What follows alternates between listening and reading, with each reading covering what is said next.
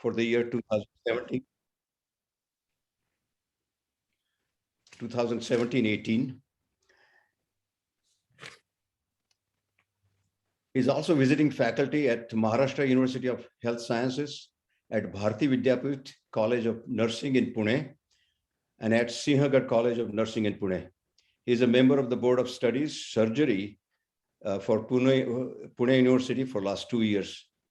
He's a resource person in training workshop organized by several national and international agencies, including UNICEF, WHO, Johns Hopkins University, Bloomberg School of Communication, Health Department of Government of Maharashtra and Pune Municipal Corporation.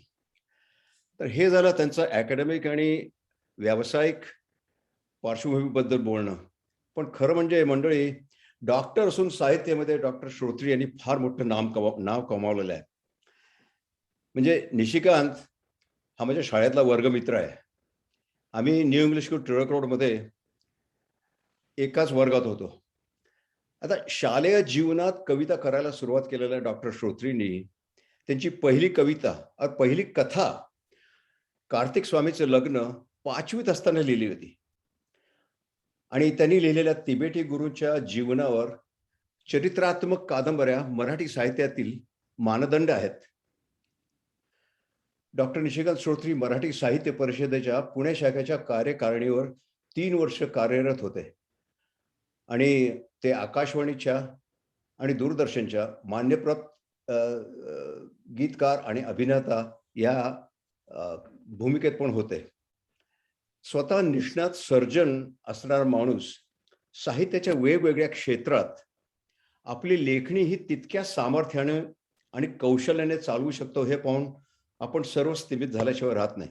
आता उदाहरण बघा ना, त्यांनी लिहिलेलं 8 medical पुस्तकं, 25 कादंबऱ्या, 7 काव्यसंग्रह, 3 चरित्र वर्णनं, 4 एकांकिका, 6 ध्वनिपीठ म्हणजे सीडीज, याखेरीज विविध वृत्तपत्रे, मासिके, नियतकालिके, दिवाळी अंक, या सगळ्यामध्ये या सर्व माध्यमातून त्यांचा अनेक वैचारिक लेख, स्फुटे वगैरे प्रसिद्ध झालेले आहेत.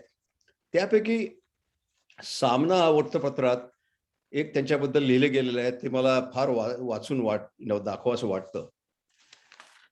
तर लिहिण्या व्यतिरिक्त कुठलेही व्यसन नसणारे, पेशंटची प्रसूती करत असतानाही कवितेचा प्रसव अनुभवणारे, त्यावेळी स्फुरलेली कविता कागदावर उतरवणं शक्य नसल्यास ती पाठ करून डिलिव्हरी नोट लिहिण्याआधी कविता उतरवणारे, फाउंटेन पेनने लिहिलेली कादंबरी पावसात भिजल्यावर तुमच्या कादंबरीशिवाय दिवाळी अंक निघणार नाही हा, अशी प्रकाशकाची मायेची धमकी मिळताच त्या कादंबरीचे पुनर्लेखन करणारे आणि एवढं सगळं करतानाही प्रसूती तज्ज्ञ म्हणून असलेली व्यावसायिक जबाबदारी यशस्वीपणे सांभाळणारे doctor Nishikant Shrotri.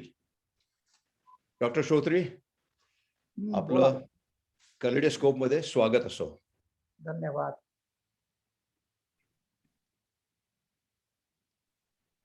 Now you can go on your screen.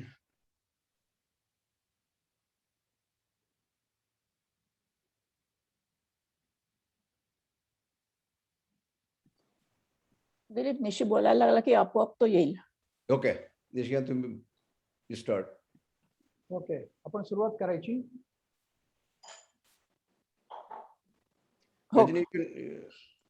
Dilip, आपण सुरुवात करायची आहे का? आम्ही जरूर सुरुवात करूया. I want to make sure that you are visible full screen.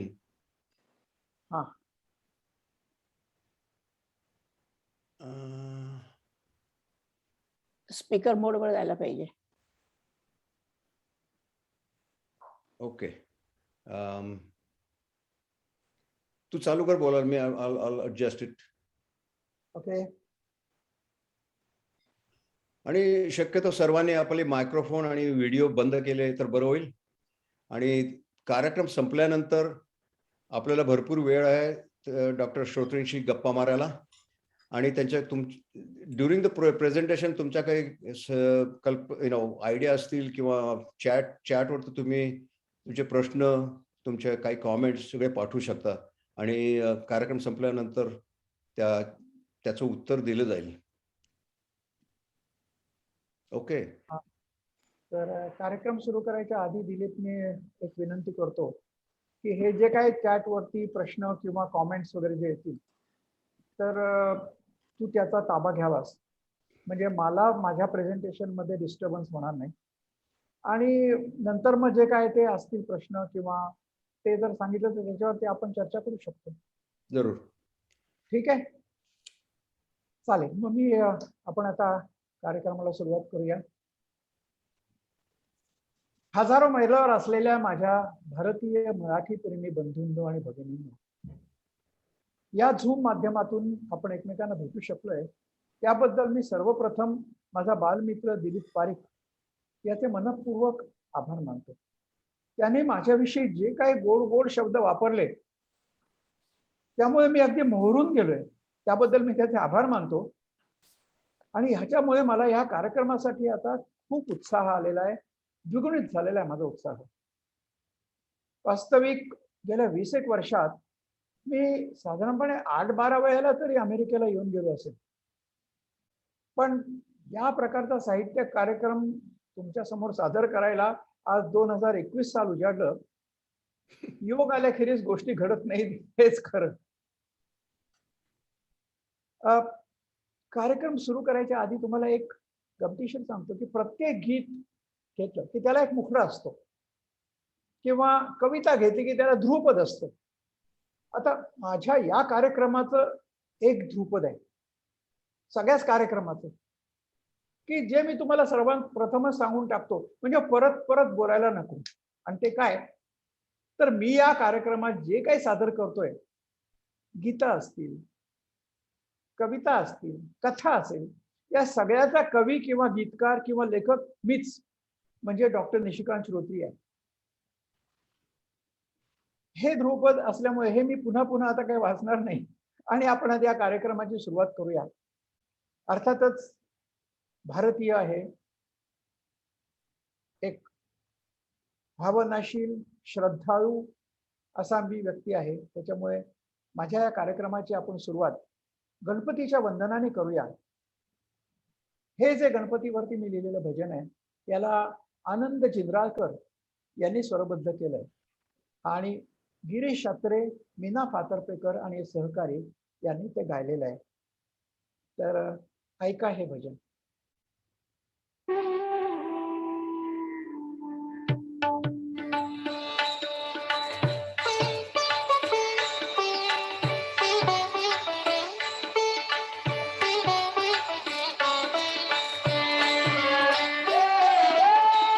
Sindur Varada Siddhivinayak, Sindur Varada Siddhivinayak,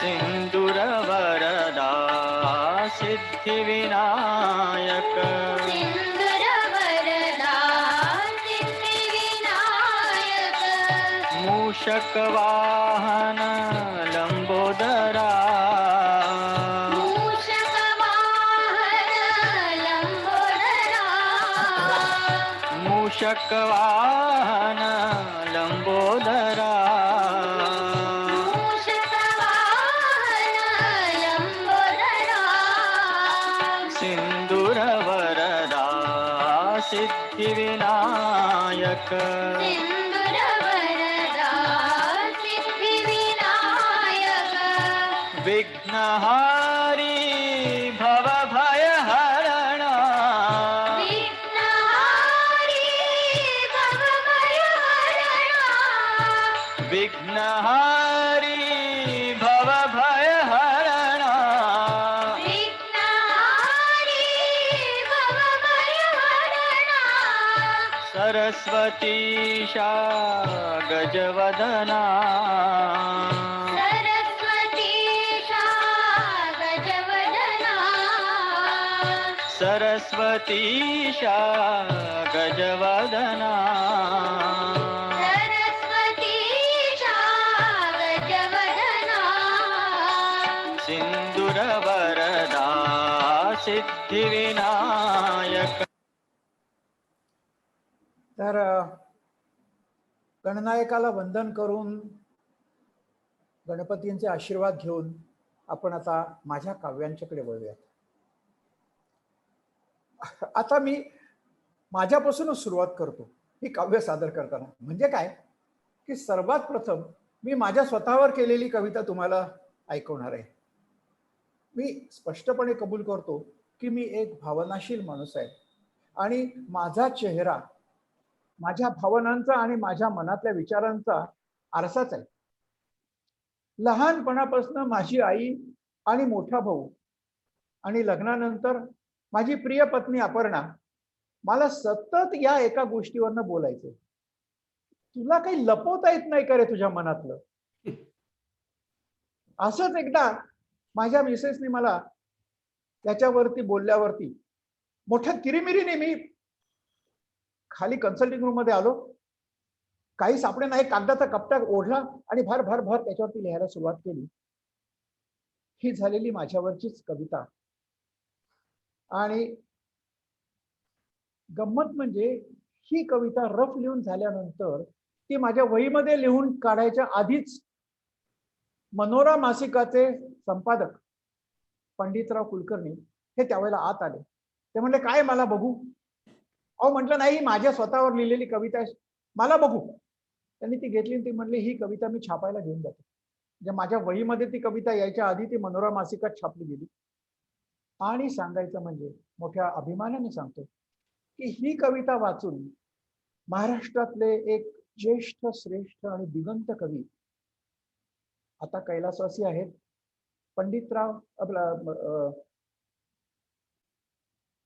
Kulkarni, doctor V. म. कुलकर्णी, की ज्यांची चालला चालला रमानांचा तांडा ही आपल्याला सगळ्यांना माहित असलेली कविता आहे.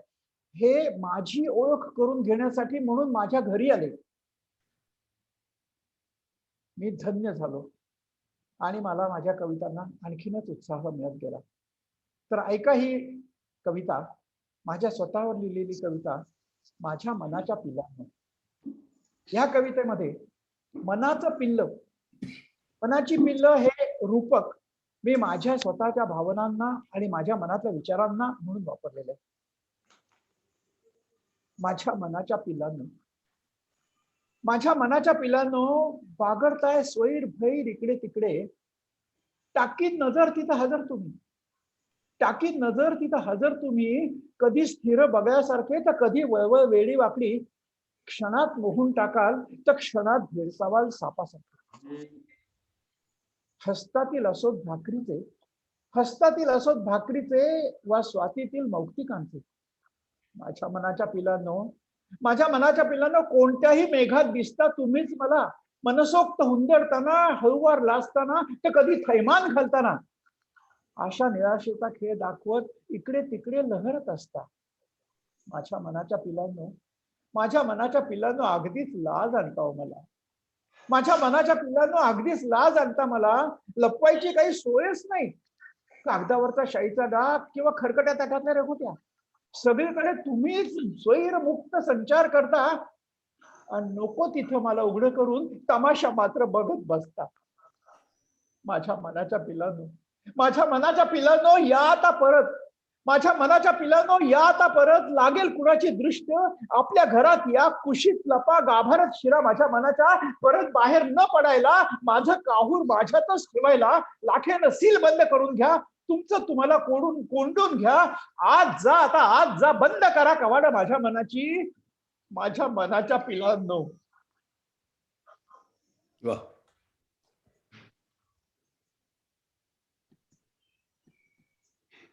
यानंतर असे अनेक अनुभव येत गेले. माझ्या साहित्यिक आयुष्यातला मैलाचा दगड म्हणता येईल असा एक अतिशय अचंबित करणारा प्रसंग तुम्हाला सांगतो. 19 जानेवारी 1979 सालचा हा दिवस आहे. कधीच मी आयुष्यात विसरणं शक्य नाही. दिवस होता अमावस्येचा. त्या दिवशी काही डॉक्टरांच्या समोर मी गुहागरला गेलो होतो आणि मग संध्याकाळी आमचं काम संपल्यावर समुद्र किनाऱ्यावर बसलेलं असताना अचानक त्या ओहोटीच्या समुद्राच्या लाटांचा गाज मला साथ घालायला लागला. मी उन्मनी अवस्थेत गेलो आणि उठून समुद्रात निघून जावं अशा उर्मी माझ्या मनात जागृत झाल्या. नशीब माझं नेमकं त्याच वेळी माझे शिक्षक डॉक्टर उमराणीकर यांना माझी अवस्था लक्षात आली आणि त्यांनी मला भानावर आणलं. त्यानंतर तुम्हाला सांगतो मित्रांनो, 8 दिवस 8 रात्री मी बिलकुल झोपू शकलो नाही. अखेरीस 27 जानेवारीच्या पहाटे 4 वाजता माझ्याकडून उन्मनी अवस्थेमध्ये ही एक ज्वलंत कविता लिहिली गेली आणि मग 8 दिवसांनी मला प्रथम झोप लागली. या कवितेचं नाव आहे भेकड निसर्ग. ही कविता झाल्यानंतर माझ्या घरातले नातेवाईकच नव्हे तर साहित्य क्षेत्रातले अनेक टीकाकार देखील उघडपणे सांगायला लागले, लिहायला लागले की ह्या कवितेनंतर माझ्या नुसत्या साहित्यिक कवितांनाच नव्हे तर एकंदर लिखाणालाच खूप उंची प्राप्त झाली आहे. आता मी काही विवेकानंद नाही किंवा गौतम बुद्ध नाही, त्यांच्या इतका मी थोर अजिबात नाही. तरीही एक माझ्या दृष्टीने गौतम बुद्धांच्या आयुष्यात जे स्थान बोधिवृक्षाला आहे किंवा विवेकानंदांच्या आयुष्यात जे स्थान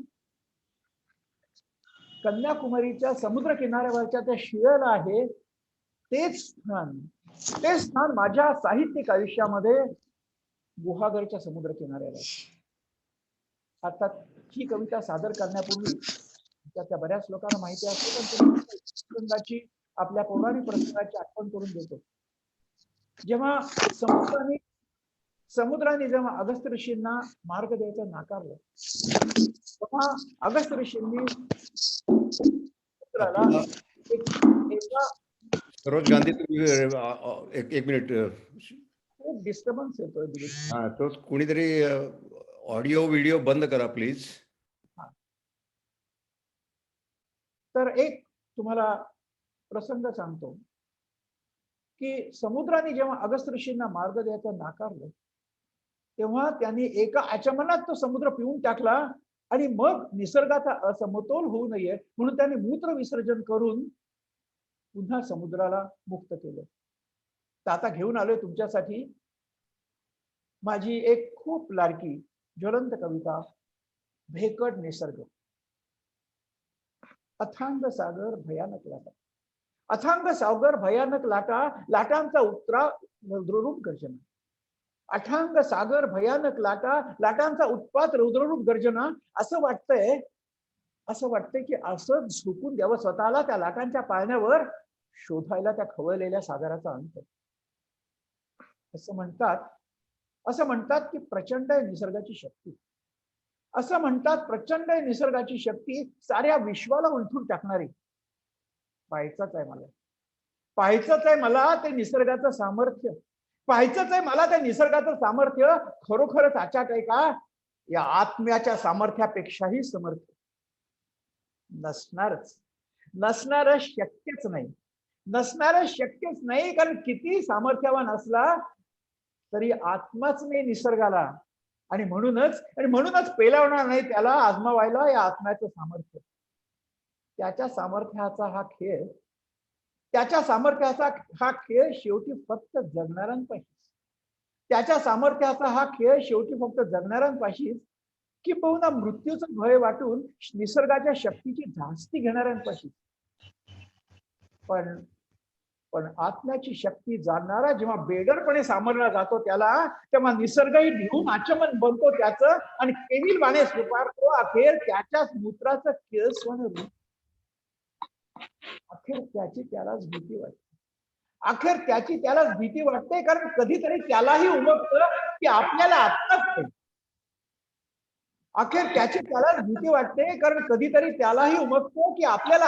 नाही. आणि म्हणूनच स्वतःच्या शक्ती स्वतःला झोपून घ्यायचं धाडस निसर्ग कधी करतच नाही. म्हणून तर अनेकांच्या आहुतीतून अनेक आत्म्यांची भीक घेऊन अजून जिवंत राहिलाय हा भेकड निसर्ग.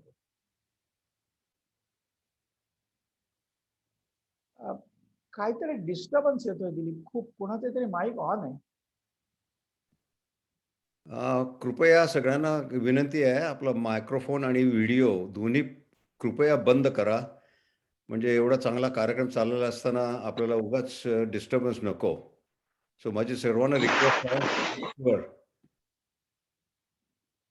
अपर्णा तुझाही ऑन आहे, तो बंद करशील का? ठीक आहे. मी आता म्यूट आहे बरे. हा हे भेकड निसर्गाचं काव्य मला वाटतं आपल्याला सगळ्यांनाच आवडलं असेल. वास्तविक समुद्र म्हटलं की मी वेडा होतो. हा समुद्र मला कायम वेड लावतो, कायम मला त्याच्या अंतरंगात बोलवत असतो, आमंत्रण देत असतो. असा एकही समुद्र किनारा नाही की जिथे गेल्यानंतर माझ्याकडून काहीतरी साहित्य निर्मिती झाली नाही. भले तो गुहागरचा समुद्र किनारा असो किंवा पॅसिफिकचा समुद्र किनारा असो किंवा अटलांटाचा समुद्र किनारा असो, काहीतरी साहित्य निर्मिती होतच असते. मग भले ती कथा असेल, कविता असेल, कादंबरी असेल किंवा गीत असेल.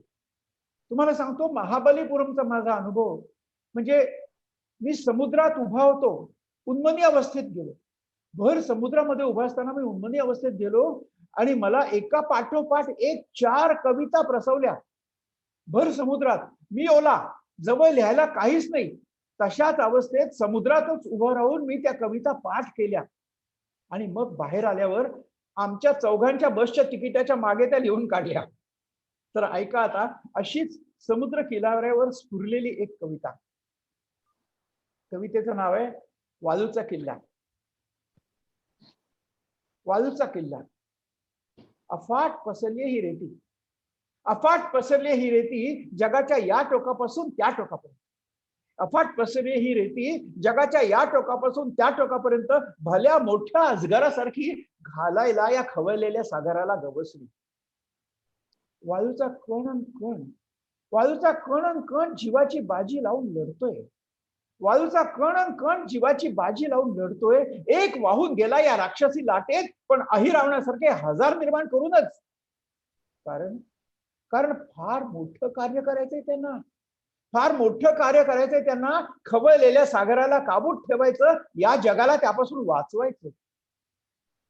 इवलासा तो रेतीचा कण, इवलासा तो रेतीचा कण, त्याची शक्ती ती काय?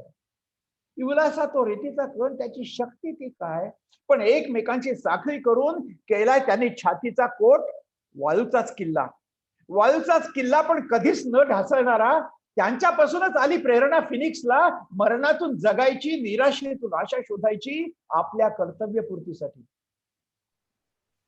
या अफाट पसरलेल्या वाळूतला, या अफाट पसरलेल्या वाळूतला मीही एक कण, या अफाट पसरलेल्या वाळूतला मीही एक कण जीवाची बाजी लढवतोय, जीवाची बाजी लढवतोय साध्या 4 दमडीच्या पत्त्याच्या राजवाड्यासाठी. आणि तरीही पावलो पावली रडतोय. राणी सापडली पण जोकर सापडत नाही म्हणून. चीट.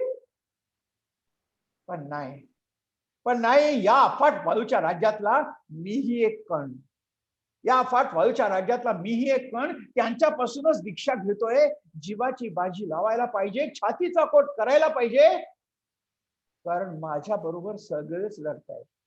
कारण माझ्या बरोबर सगळेच लढतायत. काबूत ठेवायला हा खवळलेला काळ.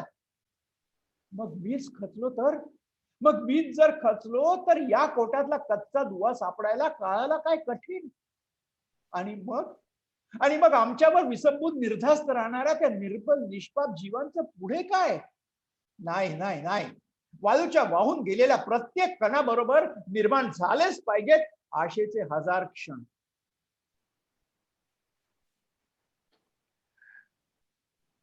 असाच आणखीन एक संस्मरणीय प्रसंग सांगतो तुम्हाला. थोरा मोठ्यांच्याकडून आशीर्वाद मिळाले की किती बरं वाटतं ना. पुण्याच्या टिळक स्मारक मंदिरात कवी संमेलनाचा कार्यक्रम चालला होता. या काळपर्यंत मला आता एक प्रतिथयश कवी म्हणून समाजात आणि साहित्य क्षेत्रातही बऱ्यापैकी मान मिळायला लागला होता. अर्थात तरी सुद्धा आपल्याला ज्येष्ठ, श्रेष्ठ, मान्यवर असं कोणी असतंच की नाही. त्या ज्येष्ठांप्रती आदराची भावना ही असतेच कायम. या कार्यक्रमात माझी पाळी आल्यावर मी इकडे तिकडे न बघता सरळ व्यासपीठावर जाऊन ध्वनिक्षेपकासमोर बसलो आणि माझी कविता सादर करायला सुरुवात केली. कवितेचा पहिलाच चरण वाचला. शब्दांची अनेक वादळ आली, शब्दांची अनेक वादळ आली, कधी तसा डगमगलो नाही. मी माझा पुढचा चरण वाचायच्या आधीच माझ्या मागणं 2 आवाज सभागृहात घुमले. वाह, सुंदर, पुन्हा एकदा. मी चमकून मागे बघितले आणि काय सांगू तुम्हाला मित्रांनो, प्रत्यक्ष कवी श्रेष्ठ मंगेश पाडगावकर आणि विंदा करंदीकर यांनी माझ्या या कवितेच्या पहिल्या चरणाला दाद दिली. मी धन्य झालो, माझा उत्साह द्विगुणित झाला आणि ती कविता मी सादर केली. त्यानंतर मेनकाचे प्रकाशनचे जाणकार विद्वान प्रकाशक पु.व्ही. बेहरे यांनी माझा दुसरा काव्यसंग्रह प्रकाशित करायचा मानस माझ्यापाशी प्रकट केला.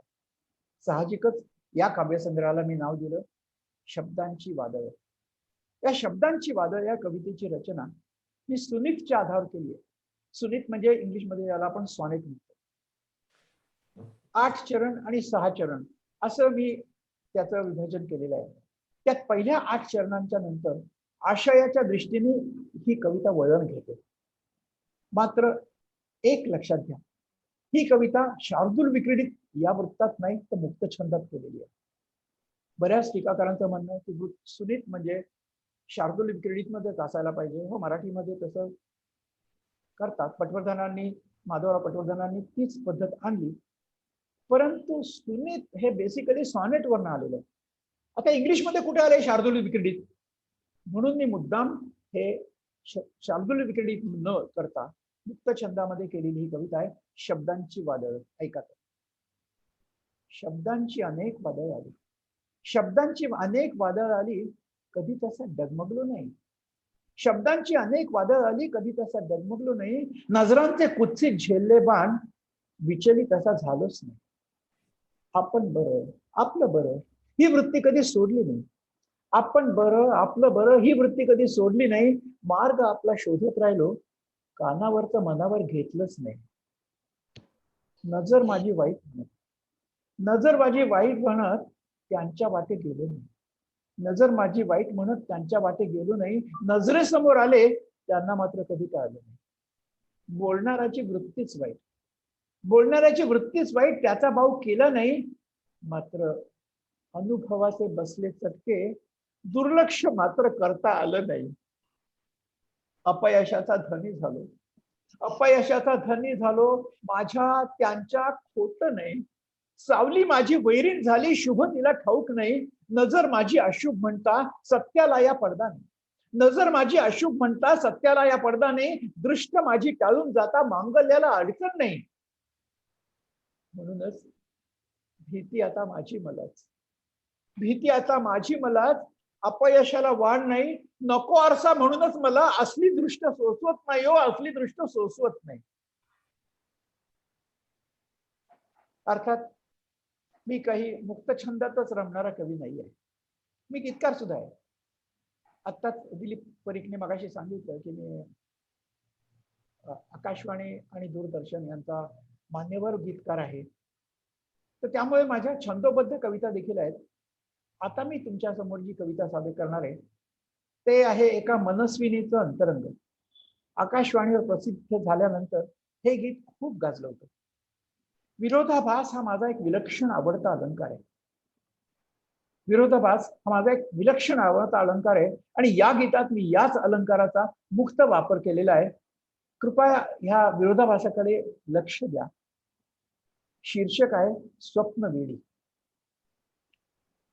सत्यात जे न दिसले शब्दात पाहिले मी, सत्यात जे न दिसले शब्दात पाहिले मी. स्वप्नीन कल्पिले ते काव्यात वेचिले. जो स्पर्शही न झाला, जो स्पर्शही न झाला भोगीत राहिले मी.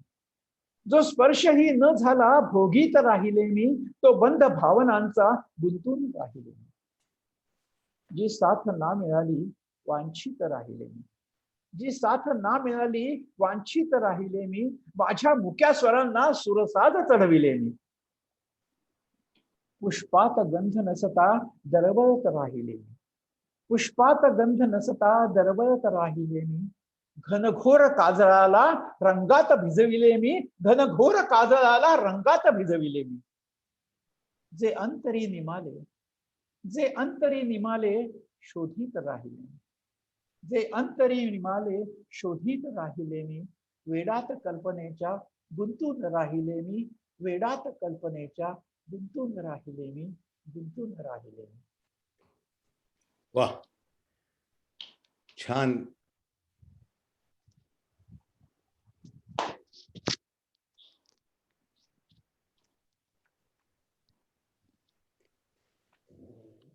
आता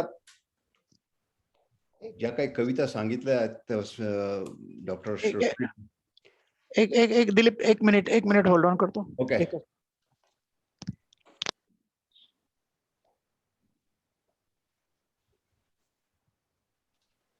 तर कविता तर त्यांनी लिहिलेल्या आहेतच, पण त्यांनी मागे सांगितल्याप्रमाणे कादंबऱ्या लिहिलेल्या आहेत, कथा लिहिलेल्या आहेत आणि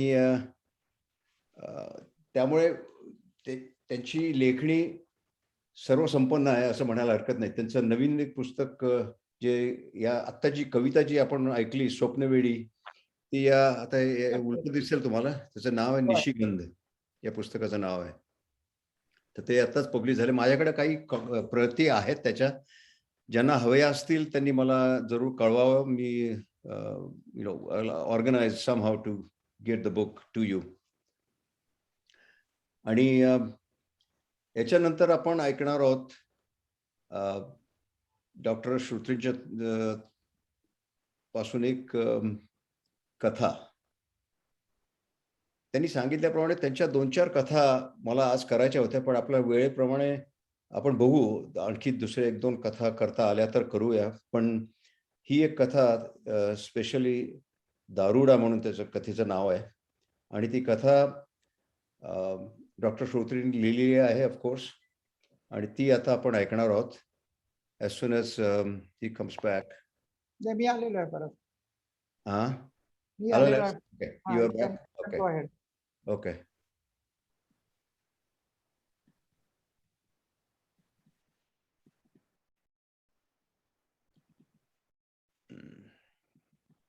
तू बोल मग. मी बंद करतो माझं.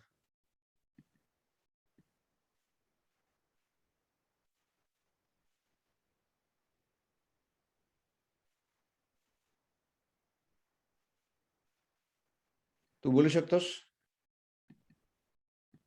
तुझा मायक्रोफोन ऑफ आहे का? हा, आता झालं ना सुरू? हा, ठीक आहे, कारण मला म्यूट केलं होतं चुकून. ओके. तर आत्ता इतका वेळ आपण माझ्या थोड्याशा कविता ऐकल्यात 2-4. आता आपण थोड्या वेगळ्या साहित्याकडे प्रकाराकडे वळूयात. मित्रवर्य दिलीप यांनी मला माझ्या काही कथा सादर करायला आवर्जून सांगितलं होतं. वास्तविक 2 दशकांपूर्वी नियमितपणे माझे कथाकथनाचे कार्यक्रम महाराष्ट्रात होत असत. पण आता आपल्यापाशी वेळ किती आहे उपलब्ध, त्यानुसार किती कथा सादर करायच्या हे आपण ठरवणार आहोत. तर आता मी तुमच्यापाशी जी तुमच्या पुढे सादर करतोय कथा, या कथेचं नाव आहे दारुडा. थांबा थांबा थांबा थांबा, अहो एकदम कथेच्या नावावर जाऊ नका. कथेचं नाव जरी दारुडा असलं तरी एकदम या कथेच्या नावावर जाऊ नका, गैरसमज करून घेऊ नका. म्हणजे दारू या मादक पेयाविषयी मला काडी इतकं सुद्धा आकर्षण नाहीये. आजपर्यंतच्या या आयुष्यात मी एकदाही दारूचा सेम साधा चाकलेला सुद्धा नाही. मला दारूचा अगदी तिटकारच आहे. निदान या एका बाबतीत तरी आमचं आणि बापूजींचं चांगलं पटतं. बापूजी कोण? असं काय करताय? बापूजी माहित नाहीत? महात्माजी, आपले गांधीजी हो. अर्थात त्यांच्यात आणि माझ्यात फार मोठा फरक आहे. त्यांनी दारूबंदीसाठी आणि लोकांना दारू पिण्यापासून परावृत्त करण्यासाठी जीवाचं लांब केलं. लोकांना दारूचे दुष्परिणाम सांगून दारूविषयी त्यांच्या मनात तिटकारा निर्माण होईल अशा तऱ्हेची प्रवचने दिली. सामाजिक, भावनिक, आर्थिक, आरोग्य सगळ्या आघाड्यांवर त्यांनी या राक्षसाची झुंज दिली. मी मात्र दारूबंदी माझ्या स्वतःपुरतीच सांभाळतो. उगीच दारूच्या दुष्परिणामांबद्दल मी सभा घेत बसत नाही की भाषणबाजी करत बसत नाही. वैद्यकीय व्यवसायात डॉक्टर या नात्याने माझ्या रुग्णांना योग्य त्यावेळी योग्य तो प्रसंग पाहून दारू पिणं किती वाईट हे मात्र मी मधून मधून सुनावत असतो. पण ते केवळ एक वैद्यकीय कर्तव्य म्हणूनच सांगतो की कथेच्या नावावर अजिबात जाऊ नका. मी तुम्हाला दारूच्या दुष्परिणामांवरती अजिबात डोस देणार नाही आहे. असला समाज सुधार की उद्योग करणाऱ्यातला मी तरी नक्कीच नव्हे. जिथे खुद्द महात्माजी, साने गुरुजी, मोरारजी भाई सगळे थकले तिथं म्यापामारे काय करावे. म्हणूनच दारूबंदी स्वतः पुरतीच मर्यादित ठेवणं एवढंच समाजकार्य मी करतो. पण म्हणून मी दारू प्यालेला माणूस ओळखू शकत नाही असं मात्र समजू नका. कितीही झालं ना तरी मी डॉक्टर आहे. समाजात उघड्या डोळ्यांनी वावरत असतो. नाटकात तर मी दारुड्याची भूमिका सुद्धा अतिशय बेमालूमपणे वठवलेली आहे. हो, मला दारू प्यालेला कोण आणि न प्यालेला कोण हे त्यांच्या बोलण्या चालण्यावरून समजतं. त्यासाठी प्रत्येक खेपेला मला त्याचं रक्त तपासायची अजिबात गरज भासत नाही. इतकंच नाही तर एखाद्या वेळेला सहज भेटलेला माणूस आयुष्यात कधी दारू घेतो की नाही हे सुद्धा मला त्याच्याकडे पाहून समजतं. हुशार आहे मी तसा. म्हणून तर बापू आणि त्याची बायको भांडण घेऊन माझ्याकडे आले तेव्हा मात्र मी चक्रावून गेलो. ओ थांबा थांबा थांबा, ओ पुन्हा गैरसमज करून घेतात. नका गैरसमज करून घेऊ. हा बापू म्हणजे आपले बापूजी नव्हेत. हा बापू म्हणजे बापू जोशी, माझा बालमित्र. मी, तो आणि हा आमचा दिलीप, परीख, हे सगळे आम्ही लंगोटी यार एका वर्गातले. म्हणजे लंगोटी यारच काय, त्याच्या आधीचा यार का म्हणेनात. म्हणजे तसं पाहिलं तर त्याची बायको त्याला ओळखते ना, त्याच्या दुप्पट काळ मी त्याला ओळखतोय. हा एका हरिभक्त परायणच्या घरातला बाळभोत वातावरणात वाढलेला हरिभक्त परायणचा पुत्र. दारू पिणं तर सोडाच, पण दारूचं नाव घेणं सुद्धा पाप समजतो हे मला चांगलं माहिती आहे. इतकंच काय, पण त्याच्या बायकोनं 5 वारी साडी नेसलेली सुद्धा त्याला चालत नाही. इतका कर्मठ आणि सनातनी येतो. पण अशाच एका संध्याकाळी बापू आणि त्याची 9 वारी लुगडं नेसलेली त्याची पत्नी म्हणजे आमच्या वहिनी कन्सल्टिंग रूम मध्ये आला. हेही एक आकृतच होतं. मला माझी कन्सल्टिंगची वेळ सोडूनच भेटायला यायचं हा बापूचा मी प्रॅक्टिस सुरू केल्यापासूनचा पायंडा होता. अगदी पेशंट म्हणून वहिनींना घेऊन यायचं असलं ना तरी सुद्धा हा सकाळीच येणार. त्यामुळेच संध्याकाळी कन्सल्टिंगच्या वेळेत या जोडप्याला आलेलं पाहून मी आश्चर्यचकितच झालो. हाय बापू, आज संध्याकाळी? कोणी सिरियस वगैरे नाही ना? पण माझ्या या थट्टेवर बापूने काही उत्तर दिलं नाही. उलट आपला मूळचाच गोल चेहरा आणखीनच गोल करून त्यांनी केवळ उजव्या हाताच्या अंगठ्यानेच वहिनींकडे निर्देश केला. साहजिकच मी उत्तराच्या अपेक्षेने वहिनींकडे पाहिलं. पेशंट, एका शब्दात त्यांनी उत्तर दिलं. आपण पेशंट म्हणून सुद्धा यावेळी याचा शिरस्ता नाहीये तुमचा. मी बापूचा गोल चेहरा थट्टेने माणसात आणायचा आणखीन एक निष्फळ प्रयत्न केला. भाऊजी, थट्टा नका करू, मला यांची फार काळजी वाटतेय. वहिनींचा आवाज एकदम कातर झाला आणि मग मात्र मी सुद्धा मस्करी बाजूला ठेवून गांभीर्याचा आवाज चेहरा आणला. पण बापू मात्र एकदम भडकला. काहीतरीच बालन आणतेस तू माझ्यावर. मला काही झालेलं नाहीये आणि मी त्यातला नाही, तुला आधीच सांगून ठेवतो. हा निशा देखील माझ्या बाजूनेच निर्वाळा दिल तुला. अचानक खवळलेल्या ज्वालामुखीसारखा बापू वहिनींवर उखडला आणि परत गप्प झाला. मला मात्र काहीच समजेना. आता संसार म्हणजे बारीक सुरीक कुरबुरी व्हायच्याच. त्यात माझ्यासारखा इतका जवळचा मित्र म्हटल्यावर त्यांच्यात रुजवात करायची वेळ माझ्यावर अनेक वेळेला यायची. पण या वेळेचा मामला मात्र काहीसा औरच दिसत होता. परत एकदा प्रश्नार्थक नजरेनेच वहिनींकडे याचं स्पष्टीकरण मी मागितलं. पहा ना भाऊजी, हे हल्ली कसतरीच करतात. जे काय करतात ते एकदम सांगायची वाटत असलेली लाज त्या पतिव्रतीच्या चेहऱ्यावर स्पष्टपणे दिसत होती. मी काहीही करत नाही, उगीच माझ्यावर भलते असेल ते घेऊ नकोस. बापू पुन्हा उखडला. नाही कसे, त्या दिवशी रात्री किती गोंधळ केलात तुम्ही. मुलं सुद्धा साक्षी आहेत. बिचारी किती घाबरून बसली होती. वहिनी आता फक्त पदरच डोळ्याला लावायच्या बाकी राहिल्या होत्या. ते म्हणजे ते मी झोपेत भरवलो असेन. नाही म्हटलं तरी बापूचा आवाज एकदम खाली आला. झोपेत कसलं, चांगले टक्क जागे होतात. आपण गप्पा नव्हतो का मारत बसलो आणि जेवायच्या आधीच तुम्ही कुठेतरी बाहेर जाऊन लावतात. बापू जरासा नरम आला म्हटल्यावर वहिनींना जोर चढला. अगं पण मी सदू बरोबर कोपऱ्यावर त्याच्यासाठी सोडा आणायला गेलो होतो. प्रत्येक शब्दावर जोर देऊन बापूंनी ठसून सांगितलं. कोणाच सोडाच की. आता मात्र वहिनींचा बांध फुटला आणि त्याचबरोबर बापूचा संयमही. आता जर मी वेळीच हस्तक्षेप केला नाही तर माझ्या कन्सल्टिंग रूमची युद्धभूमी व्हायला सुद्धा वेळ लागणार नाही हे ओळखून मी युनीची भूमिका घेतली. बाहेरच्या इतर रुग्णात तमाशा नको म्हणून मी पटकन उठून आधी दार बंद करून घेतलं. बापू तू आधी खुर्चीवर बैस आणि गप्प बैस बघू. अर्धवट उठलेल्या बापूला मी दामटून खाली बसवलं. वहिनी, तुम्ही देखील उगीच पराचा कावळा न करता काय ते शांतपणे सांगा मला. आता मी तरी काय सांगणार. वहिनींचे हुंदके वाढायलाच लागले. कुठून असली अवदसा आटवली यांना कुणाच ठेवू. चांगला सोन्यासारखा संसार आमचा. हुंदक्यांच्या पार्श्वसंगीतावर वहिनी मला परिस्थिती सांगायचा प्रयत्न करत होत्या. हे बघा वहिनी, तुम्ही पहिल्यांदा रडायच्या थांबा बघू. काय झालंय काय? औदासा काय, सोन्यासारखा संसार काय, अरे बापू काय शिंदरकी करायला लागलाय की नशा पाणी? मी थोडासा आवाज चढवलाच, पण यावर काहीही उत्तर द्यायच्या ऐवजी वहिनींनी फक्त हुंदक्यांची संख्या आणि आवाज वाढवले. मी मी मी सांगतो तुला निशा. बापू सात्विक संतापाने नुसता फुटत होता. मी आजकाल दारुड्या झालोय असला गलिच्छ आरोप करते ही माझ्यावर. मी हिचा नवरा, ही माझ्यावर खोटे नाटे आरोप करते. बापू, अरे बापू तू शांत हो पवदी. वहिनी, हा म्हणतो ते खरं आहे. यावर वहिनींनी आपले हुंदके आवरत आवरत नुसत्या मानेनेच होकारार्थी उत्तर दिलं. छे छे, अहो शक्यच नाही. मी वहिनींना दिलासा दिला. एक वेळ गाय मांसाहारी बनेल, पण आमचा हा बाप्या असलं काही करणं शक्य नाही. त्या बाबतीत तो दुसरे बापूजीच आहे. पण भाऊजी, मी माझ्या स्वतःच्या डोळ्यांनी पाहिले, मुलं सुद्धा होती. काय पाहिले? याला दारू पिताना. आता वहिनींची जर चक्षुर्वय सत्यमच साक्ष असेल तर मग मात्र बापूचं कठीण होतं. पिताना नाही, पण चिंगलेलं पाहिलंय.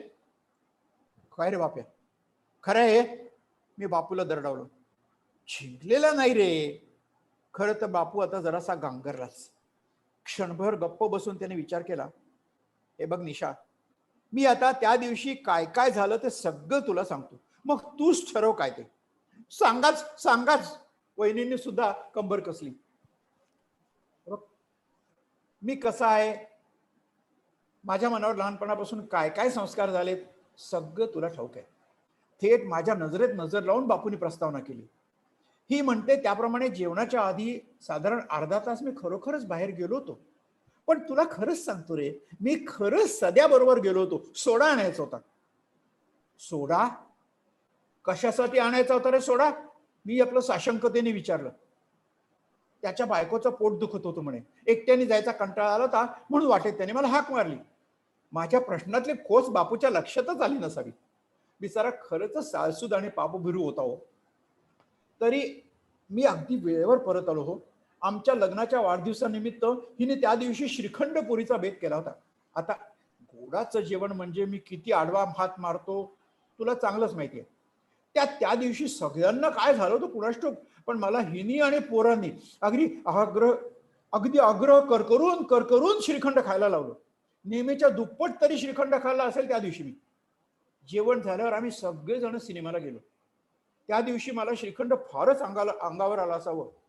सिनेमा पाहता पाहता डोक्यात कसं तरीच व्हायला लागलं. हलकं हलकं वाटायला लागलं. सिनेमा सुटल्यावर घरी येऊन आम्ही थोडा वेळ गप्पा मारत बसलो होतो.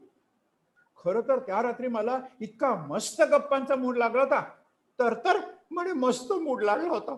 समोर पोरं होती याची काही लाज लागलेच हाटळपणे बरबडायला. मला तर अगदी लाज आणली हो. शेवटी यांना झोपायला नाव्यावर म्हणून उठा म्हटलं तर यांच्या झोखंड्यात जायला लागल्या. मुद्द्याचा भाग आल्यावरती बहिणींनी बरोबर कथनाची जबाबदारी आपल्याकडे घेतली. होय रे, ते नाही मला सांगता येणार, पण म्हणजे त्यावेळी मला माझ्या मस्तकात काहीतरी चमत्कारिक वाटत होतं एवढं मात्र खरं. बापूच्या आत्मविश्वासाला आता तडा गेला होता, पण तरीही त्याच्या बोलण्यात कुठेही आत्मवंचनेचा किंवा अप्रामाणिकपणाचा लवलेश अजिबात दिसत नव्हता. पण म्हणजे वहिनींच्या आरोपात काहीतरी तथ्य होतं. तर माझा मी चक्रावून गेलो. दारू न पिण्याबद्दल मी माझी स्वतःची देऊ शकणार नाही, इतकी बापूबद्दल खात्री देऊ शकेन. पण मग मी हे काय ऐकत होतो? धर्मचक्राच्या धावेला काटे फुटल्यासारखं वाटलं मला. त्यात वहिनींचं दुःख परिस्थितीच्या गांभीर्यात आणखीनच भर टाकत होतं. आता तुम्हीच सांगा ना यांना काहीतरी. एवढे मोठे डॉक्टर तुम्ही, पण अजून दारूच्या थेंबाला शिवलं नाही. आणि हे मात्र मी ही अजून त्या पेयाच्या थेंबाची चेव सुद्धा घेतलेली नाही. बापू ठासून उद्गारला. त्याच्या या विधानात जितका प्रामाणिकपणा दिसत होता तितकीच पोटतिडी. दोघांच्याही बोलण्यात सत्याचा अंश होता यात शंकाच नाही. परिस्थितीचा कब्जा घेण्यावाचून माझ्या पुढे आता दुसरा पर्यायच नव्हता. त्यांना उगाच भांडव ठेवण्यात काय अर्थ होता? पुण्या असल्या अवस्थेत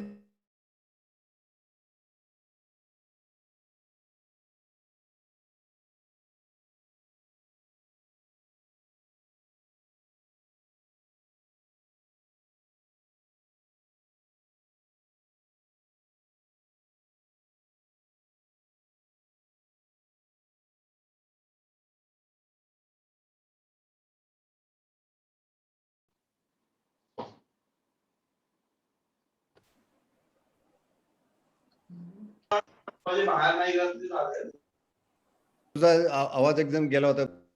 हा तेच ना, म्हणजे ओके, आता ठीक आहे, आता ठीक आहे. कुठून गेला होता आवाज? तो आपला ती म्हणते ना, तू दोन तीनच वाक्य गेलेली आहे तुझी फक्त. म्हणजे दोघांच्याही बोलण्यात सत्याचा अंश होता यात शंका हा, सुरू कर, इथून सुरू कर. या परिस्थितीचा कब्जा घेण्यापासून आता दुसरा पर्यायच नव्हता माझ्या पुढे. त्यांना उगीच भांडण ठेवण्यात काय अर्थ होता? पुन्हा असल्या अवस्थेत बापू कधी दिसला तर मला ताबडतोब बोलून घ्यायचा सल्ला वहिनींना देऊन मी त्यांना निरोप दिला.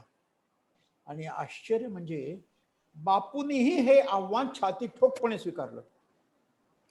पण या बोलवण्याचीही मला फारशी वाट पाहायला लागली नाही.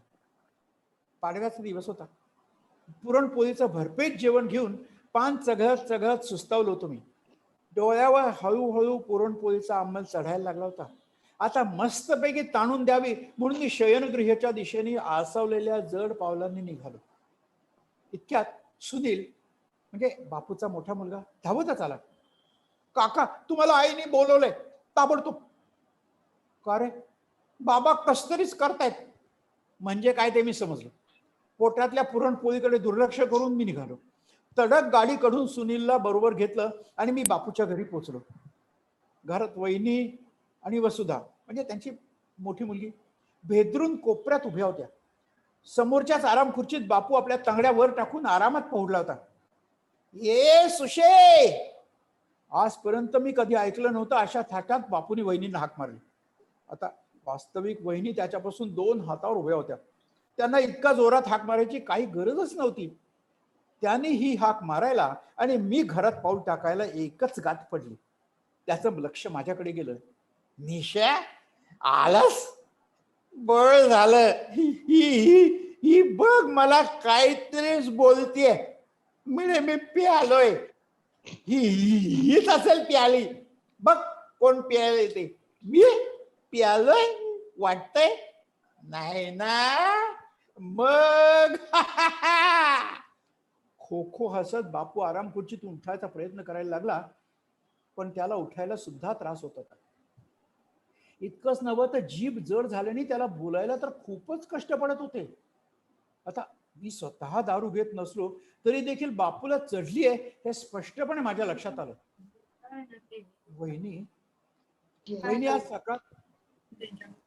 वहिनी आज सकाळपासून बापू कुठे गेला होता? मी चौकशीला जबाबदारीने हात घातला. कुठेच नाही. बाप्या भरवला. तू गपरे, मी वहिनींना विचारतोय. मी त्याला फटकारलो. भाऊजी खरंच आज सकाळपासून ते घरातच आहेत.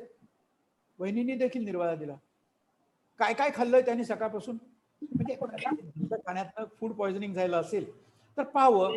माझा प्रश्नातला हेतू. म्हटलं आता नाही मिळत, पण कुठनं आणले होते विचारलं ते. कुठे मी ते आणले होते ते टोनीज मधून. टोनीचं नाव विसरले.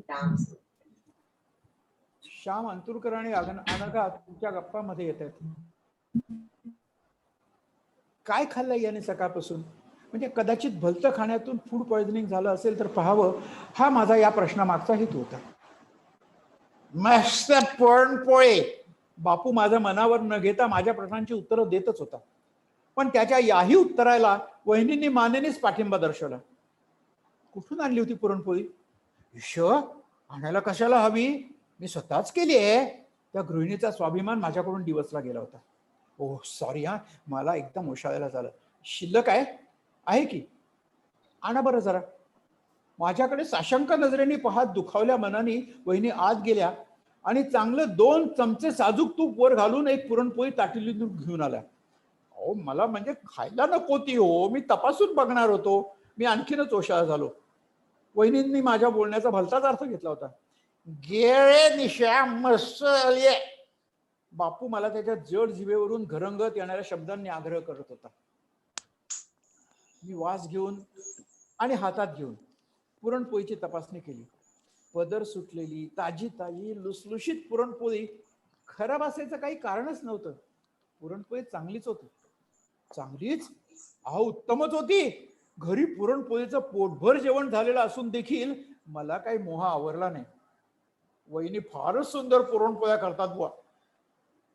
सकाळपासून बापूला भेटायला इथं कोण कोण आलं होतं? तृप्तीचा ढेकर देत मी माझी तपासणी पुढे चालू ठेवली. सदू भाऊजी तेवढे आले होते. वहिनीच्या स्वरात आता काळजी डोकावत होती. पण मला सध्याने काय पण दिलेलं नाही हा. बापे आपल्या परीने आपलं निर्दोषित्व सिद्ध करून पाहत होता. बापूने घरात चोरून एखादी बाटली आणून ठेवली आहे का याचा शोध लावायला मी आणि बहिणींनी घर कसून शोधलं. पण खरंच आम्हाला शोधून सुद्धा घरात दारूची बाटली मिळाली नाही की साधा ग्लास सुद्धा सापडला नाही. मी मात्र विचारात पडलो. त्या दिवशी बापू सदूकडे गेला होता तर आज सदू बापूकडे आला होता. दोन्हीच्या झिंगण्याचा आधी सदूची बापूशी भेट झाली होती. हा संबंध लागत होता. माझ्यातला शर्लॉक होम्स जागा झाला. सदू जरी अट्टल दारोडा नसला तरी त्याला याचं वावडं नाही हे मला माहिती होतं. तरीही आपल्या सद्वर्तनी दोस्ताला व्यसनाला लावण्या इतका सदू दुष्ट मात्र बिलकुल नव्हता. त्याचं मद्यपान माझ्या दारूबंदीसारखंच स्वतःपुरतंच मर्यादित होतं. तरीही यातून बापूला सोडवायचं असेल तर आधी सदूची गाठ घेणं आवश्यक होतं. मी तिथून तसाच सदूकडे गेलो. सदूकडे मात्र मी आश्चर्यचकितच झालो. त्यावेळी खुद्द सदू अगदी कोरडा होता. त्याच्या तोंडाला दारूचा जरा सुद्धा वास येत नव्हता. माझ्या येण्याचं प्रयोजन समजल्यावर तो माझ्यावर उखडलाच. अरे तसं नाही रे, पण बाप्या घरी झिंगून पडलाय म्हणून त्याला विचारायला आलो. सदूचा गैरसमज दूर करणं माझ्या आणि त्याच्या मैत्रीच्या दृष्टीने खूप महत्वाचं होतं. बाप्या आणि दारू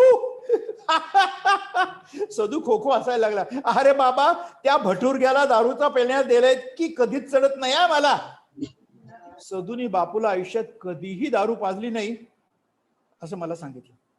सदूच्या बोलण्यात मलाही तथ्य वाटत होतं. पण मी स्वतः डोळ्यांनी पाहिलं होतं. त्याचं काय, या प्रकरणात जातीने लक्ष घालायचंच असं आश्वासन आणि पुन्हा बाप्याने असला चाबटपणा केला तर मला असंच ताबडतोब बोलवायची सूचना दिल्यापलीकडे त्यावेळी तरी मी जास्ती काहीच करू शकलो नाही. त्याच दिवशी संध्याकाळी बापू मात्र न बोलवता माझ्या कन्सल्टिंग रूमवर येऊन हजर झाला. काय बापू साहेब, उत्तरली वाटतं? निशा, चेष्टा करू नकोस. बाप्याचा सात्विक संताप अनावर झाला होता, पण मी आता त्याला जुमानणार नव्हतो. चेष्टा कसली बाप्या, सकाळी चक्क घेतली होतीस तू. खरंच तुला असं वाटतंय? वाटतं, खात्री आहे माझी. आता मात्र बापू चांगला सटपटला. पण निशा, अरे मी पोटच्या पोराची शपथ घेऊन सांगतो की मी त्या पेयाला कधी शिवलेलं सुद्धा नाहीये. हा काहीतरी भानामतीचा प्रकार असला पाहिजे. बापूच्या काकुळतीत प्रामाणिकपणा अगदी जाणवत होता. प्रकरणातली गुंतागुंत वाढतच होती. स्वतःच्या पोराची शपथ बापूसारखा सनातनी माणूस घेतो म्हणजे नक्कीच त्याच्या बोलण्यात तथ्यांश असणार. पण मी तर त्याला स्वतः जमलेलं पाहिलं होतं. आणि बापूला अभिनयाचं बिलकुल अंग नाही. तो मुद्दाम असलं नाटक करण्याची शक्यता शून्य. त्यावेळी मी फक्त मनोमन देवाची प्रार्थनाच करू शकत होतो. या व्यसनाच्या अधीन व्हायची दुर्बुद्धी बापूसारख्या सज्जनाला होऊ नये अशी. एखाद्या वेळी कुणाच्याही मित्राच्या आग्रहाने किंवा आणखीन काही कारणाने जर चुकून त्याने घेतलीच असेल तर ते तेवढ्यावरच थांबावं. पण दुर्दैवाने ते तेवढ्यावर थांबलं नाही. त्यानंतर बापू आणि वहिनी बापूच्या पिण्याची तक्रार घेऊन वरचेवर माझ्याकडे येतच राहिले. बऱ्याच दिवसांच्या आपल्या पिण्याच्या आणि झिंगण्याच्या अनुभवानंतर बापूने एक दिवस आपल्या तल्लख बुद्धीचं दर्शन मला घडवलं. त्याने एक महत्वाचा मुद्दा माझ्यासमोर मांडला. निशा, अरे ज्या दिवशी माझ्या खाण्यात काहीतरी गोड येतं ना त्या दिवशी मी हमखास जिंकतो बघ. आता बापूंनी पण आपण जिंकतो हे तत्वतः मान्य केलं होतं. त्यामुळे तो पीत नाही हे मान्य करायला मी तयार नव्हतो. मी जितकं जास्ती गोड खाईन तितकं अधिक जिंकतो. पण गोष्ट नुसती विश्वासावर ठेवून चालणार नव्हतं. बापू माझा जानी दोस्त होता, माझा रुग्णही होता. त्याच्या कुटुंबाची मला आता काळजी वाटायला लागली होती. अखेरीस मी बापूला माझ्याच रुग्णालयात दाखल करून घेऊन स्वतःच त्याच्यावर नजर ठेवायचं ठरवलं. मी माझ्या रुग्णालयातली खास स्पेशल रूम त्याला दिली. तिथं त्याने काहीही करायचं नव्हतं, नुसता आराम करायचा होता. त्याच्यावर बंधनं काहीही नाही. त्याने काय वाटेल ते खावं, वाटेल ते प्यावं, वाटेल त्याला भेटावं. त्यामुळे अगदी खुशीत होता. मात्र मी त्याच्यावर अगदी नकळत CID सारखी 24 तास करडी नजर ठेवून होतो. तो केव्हा काय खातो, काय पितो, काय बोलतो, त्याला भेटायला केव्हा कोण कोण येतात, अगदी सगळ्यावर माझं बारीक लक्ष होतं. विशेषतः त्याला सदू भेटायला येईल तेव्हा तर मी आणि माझ्या परिचारिका फारच सावध असू. पण नाही हो, सदूने त्याला एकाही भेटीत साधं पाणी सुद्धा पाजलं नाही. 4 दिवस तसेच गेल्यावर मी त्याच्या खोलीची अगदी बारकाईने तपासणी केली. त्याच्या खोलीत काहीही अंमली पदार्थ किंवा मादक पदार्थ नाही याची खात्री करून घेतल्यावर मी त्या दिवशी बापूला भेटायला कोणालाही सोडायचं नाही अशी सक्त ताकीद परिचारिकेला दिली. आता मी माझा प्रयोग करणार होतो. त्याच्या विधानाची सत्यता पडताळून पाहणार होतो. बापूला जिलेबी किती आवडते याची मला पूर्ण कल्पना आहे. आम्ही जिलेबीची कितीही सुदर्शन चक्र अशी ठेचाळणी केली ना तरी आमच्याकडे सोयीस्कर दुर्लक्ष करून बापू जिलेबीवर आडवा हात मारतो. लहानपणी शाळेच्या स्नेहसंमेलनात वयाच्या केवळ 12व्या वर्षी 51 जिलेब्या खाऊन त्यांनी शाळेत जो विक्रम प्रस्थापित केलाय तो अजूनही अबाधित आहे. माझ्या प्रयोगासाठी मी याचाच वापर करून घ्यायचं ठरवलं. आता योग्य कारण काय सापडेना. मग शेवटी काय केलं, मी माझाच एक जादा वाढदिवस ठरवला आणि त्या दिवशी रुग्णालयात अचानक सगळ्यांना फीस जाहीर करून टाकली. रुग्णालयातल्या जेवणात जिलेबी पाहून साहजिकच सगळे रुग्ण बेहद्द खुश झाले. अर्थातच त्या सगळ्यात बापू सर्वात खुश होता. आधीच सूचना देऊन ठेवल्याप्रमाणे आमच्या परिचारिकेने बापूला अगदी आग्रह करून भरपूर जिलेब्या खायला लावल्या आणि बापूनेही त्या मोठ्या खुशीत खाल्ल्या. प्रयोगाचा एक भाग तर झाला. आता माझा दुसरा महत्वाचा भाग सुरू झाला. जेवण आटोपल्यावर येणाऱ्या झोपेकडे दुर्लक्ष करून बापूच्या खोलीत जाऊन मी बापूशी गप्पा मारत बसलो. जिलेबीचं जेवण बापूच्या अंगावर आल्याचं स्पष्टपणे दिसत होतं. त्याचे डोळे अगदी पेंगुळले होते. पण सभ्यपणाचे सगळे शिष्टाचार गुंडाळून ठेवून मी निर्लज्जपणे नेटाने बापूशी फालतू विषयांवर गप्पा मारत बसलो. आणि खरोखरच ते झालं. गप्पा मारता मारता केव्हा तरी बापूच्या बोलण्यात जडपणा आला. त्याची जीभ जड झाली. हळूहळू त्या गलथान बोलण्यात असंबद्धपणा येऊ लागला. बोले तसा चाले या उक्तीनुसार बापू चालतानाही अडखळायला लागला. आता हा झिंगलाय हे ओळखायला वेगळं काही करायची गरज नव्हती. पण असं झालं कसं? सकाळपासून आम्ही त्याच्यावर सक्त करडी नजर ठेवून होतो. तो प्यालेला तर नक्कीच नव्हता. आणि त्यांनी सांगितल्याप्रमाणे गोड खाल्ल्यानंतर तो खरोखरच जिंकला होता. क्षणभर माझी बुद्धीच चक्रावून गेली. माझ्या या प्रयोगाचा उद्देश ओळखून आपलं बिंग उघडं पडू नये म्हणून जिलेबी खाल्ल्यावर आपल्या विधानाची सत्यता पटवायला तो मुद्दाम तर असं करत नसेल. अच्छा, बापू आणि अभिनय म्हणजे शक्य नाही. तरीही मी वैद्यकीय दृष्ट्या या प्रकारची खात्री करून घ्यायचं ठरवलं. शास्त्रीय दृष्ट्या विचार करायचा म्हणजे कुणावरही शास्त्रीय पुराव्याखेरीज काहीही आरोप करणं, विशेषतः असले गंभीर आरोप करणं चुकीचंच आहे. बापू आता आवाक्याबाहेर चालला होता. 2-3 परिचारिकांच्या मदतीने बापूला जबरदस्तीने कॉटवर आडवं पाडून मी त्याला कॉटला बांधून टाकलं आणि त्याचं रक्त घेतलं तपासायला. आश्चर्याची गोष्ट म्हणजे बापूच्या रक्तात चक्क अल्कोहोलचं प्रमाण आढळलं. त्याला झिंगायला पुरेसं होईल इतकं अल्कोहोलचं प्रमाण. आता मात्र मलाच न पिता झिंगल्यासारखं वाटायला लागलं. शांतपणे विचार करायला म्हणून मी वर माझ्या अभ्यासिकेत जाऊन बसलो. त्याच्या रक्ताचा रिपोर्ट सांगून त्याच्या खोलीतून बाहेर पडताना पाहिलेली वहिनींची असहाय्य नजरेतील व्यथा काटेरी वज्रासारखी माझ्या हृदयात खुपत होती. पण आता मला शांतपणे विचार करणं आवश्यक होतं. बराच वेळ विचार केल्यावर माझ्या डोक्यात आणखी एक कल्पना आली. मग मात्र क्षणाचाही विलंब नव्हता मी खाली आलो. बापू, आज रात्री सिस्टर देतील त्या जुलाबाच्या गोळ्या घे आणि सकाळी शौच तपासायला ठेव. माझ्या मनातले विचार आता एका ठराविक दिशेनेच जात होते. दुसऱ्या दिवशी राऊंडला आल्यावर मात्र बाकी काहीही काम करायच्या आधी मी बापूने ठेवलेली बाटली उचलली आणि प्रयोगशाळेत पळालो. बापूच्या शौचाचा काही भाग काचेच्या पट्टीवर ठेवून मी ती पट्टी सूक्ष्मदर्शक यंत्राच्या खाली सरकवली. माझा डोळा सूक्ष्मदर्शक यंत्राच्या भिंगाला लावून मी दिसणारं चित्र स्पष्ट केलं. Eureka eureka! आर्किमिडीजला झालेल्या आनंदाचा प्रत्यय आला मला त्याच वेळेस. फक्त सुदैवाची गोष्ट एवढीच की माझ्या अंगावर त्यावेळी व्यवस्थित कपडे होते. मी धावतच बाहेर आलो. वहिनी, बाप्याच्या झिंगण्याचं निदान झालं. माझा आनंद माझ्या शब्दातून प्रतीत होत होता. ती साध्वी मात्र फक्त चेहऱ्यावर एक भलं मोठं प्रश्नचिन्ह लटकावून माझ्याकडे पाहायला लागली. कुठं काय खाल्लं होतं लेकाने कुणास ठाऊक, पण त्याच्या आतड्यात बुरशीची भरमसाठ वाढ झाली आहे. त्यामुळे त्याने काही गोड खाल्लं की त्यातली साखर आतड्यात छानपैकी आंबते. तिचं फर्मेंटेशन होतं आणि मग मग त्या साखरेची दारू तयार होते. म्हणजे त्याच्या आतड्यातच दारूची भट्टी आहे म्हणा ना. त्यामुळेच तर काही गोड खाल्लं की हा न पिता झिंकतो. मी वहिनींना माझं निदान सांगितलं. आता मी त्याला ती बुरशी मारणारी औषधं देतो, मग पहा पुन्हा कधी असा झिंकतो का ते.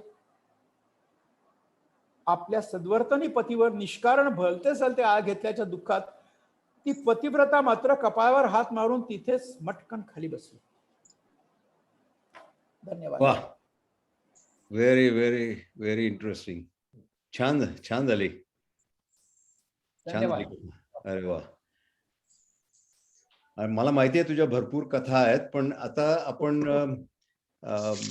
याच्यानंतर मग आपण तुमच्या कवितेचा प्रवास सुरू करूया परत. आणि परत एकदा सांगतो, ज्या लोकांना या पुस्तकाची, ज्यांनी निशिगंध या नावाचं पुस्तक आहे, आता हे तुम्हाला उलट दिसत असेल कदाचित, पण व्यवस्थित दिसतं का?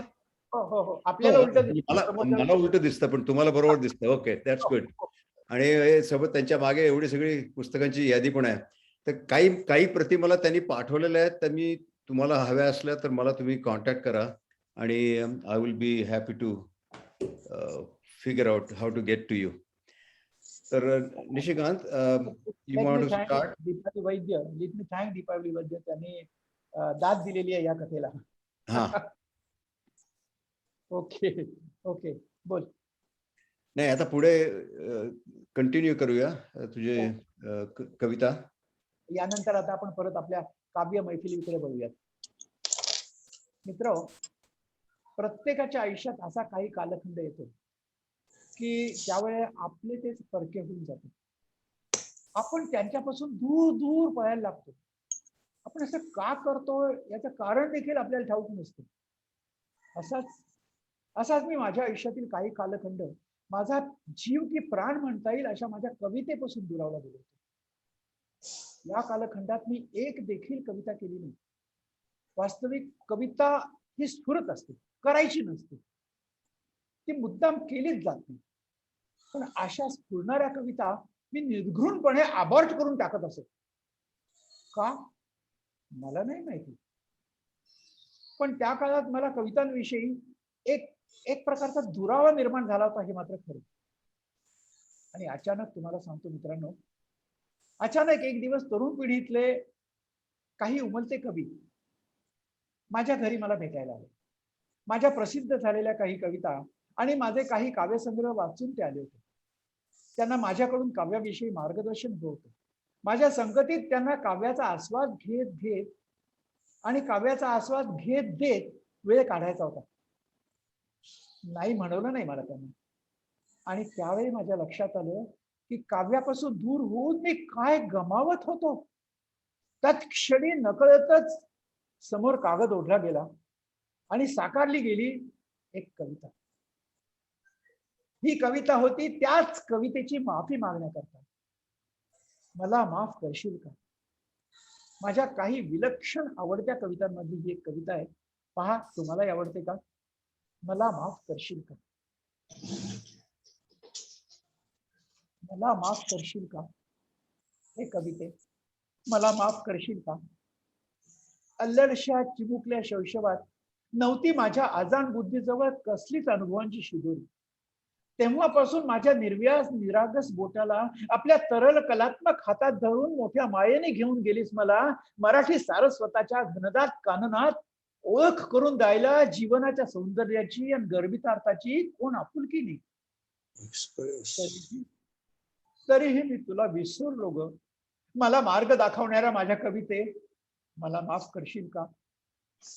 काव्याचे विविध रंगी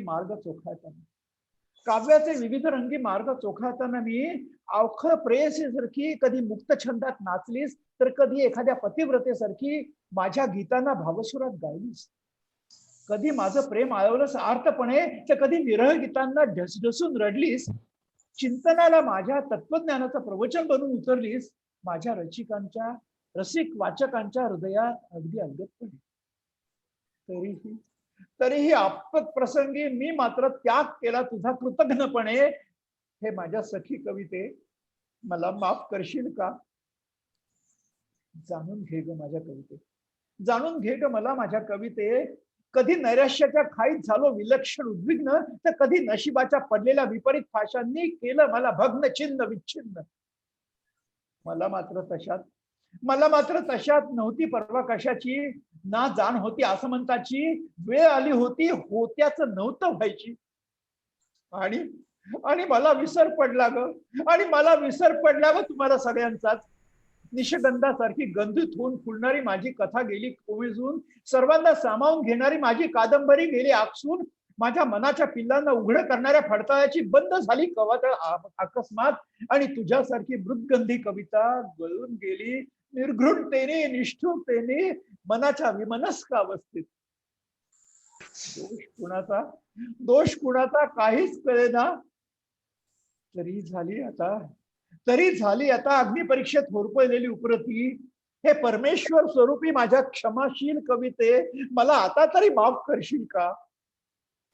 सुखदुःखाच्या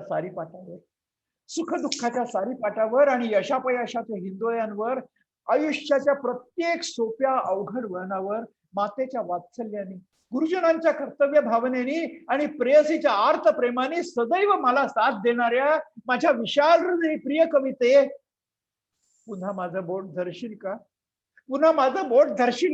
मला माफ करून पुन्हा तुझ्या पदरात घेशील का ग? पुन्हा तुझ्या पदरात घेशील का? वा, छान आहे, व्हेरी नाईस. पुन्हा दीपाली वैद्यनी दाद दिलेली आहे. सगळ्यांनी मुक्तपणे दाद द्यायला हरकत नाही. तर लक्षात आलं असेल ही कविता माझी इतकी आवडती का आहे ते. याच्याच बरोबर आपण पुढे जाऊयात. मित्रांनो, तुम्ही सगळेजण भारतीय आहात. भारत देशाला ज्ञानाची आणि संस्काराची फार मोठी परंपरा आहे आणि मला तिचा गर्व आहे. असंप्रज्ञात अनुभूतीतून अनुभवलेल्या वेदांमधल्या ज्ञानापासून ते आजतागायतच्या शास्त्रीय कसोटीवर उतरलेल्या ज्ञानापर्यंतची ही परंपरा आपल्या देशांवर परकीयांची कितीही आक्रमण झाली तरी अखंडपणे वाहतच राहिली. तुमच्या सारख्यांनी ती साता समुद्रापलीकडे जाऊन देखील जपली. आज तुम्हा सगळ्यांना आपली मायभूमी सोडून इथे साता समुद्रापलीकडे येऊन अनेक वर्ष, तथापि तुमच्या कोणाचीही आपल्या भारत भूमीची असलेली नाद सुटलेली नाही आहे. म्हणून तर तुम्ही सगळेजण आपल्या मायबोलीतला हा कार्यक्रम ऐकायला मोठ्या उत्साहाने जमला तिथे. आहेस माझा भारत देश महान, आहेस माझा भारत. कृपया आपला मायक्रोफोन बंद करा लोकांनी. ऑडिओ आणि व्हिडिओ प्लीज बंद करा, फार डिस्टर्बन्स होतो. आनंद उकिडवे, आपला फोन चालू आहे, आपला येतो ऐकायला. काय करूया म्हणताय? फोन बंद करा. तुम्ही म्यूट करा तुमचा फोन, तुमचं बोलणं ऐकायला येते. तथापि तुमच्या कोणाचीही आपल्या भारतभूमीशी असलेली नाद तुटलेली नाहीये, सुटलेली नाहीये. म्हणून तर तुम्ही सगळेजण आपल्या मायबोलीतला हा कार्यक्रम ऐकायला आज इथे जमलात. आहेच माझा हा भारत देश महान, त्याच्या चरणाशी सदैव आपलं मस्तक झुकलेलं असतं. या ज्ञान परंपरेला मी गीतबद्ध केलंय परंपरा या कवितेतून. परंपरा. दीप उजळला अध्यात्माचा मार्ग दाविण्या ज्ञानाचा. प्रभा फाकली साज घेऊनी भारत भूमी मायेचा. प्रभा फाकली साज लेऊनी भारत रूपी मायेचा. दीप उजळला अध्यात्माचा मार्ग दाविण्या ज्ञानाचा. प्रभा फाकली साज लेऊनी भारत रूपी मायेचा. ज्योत तेवली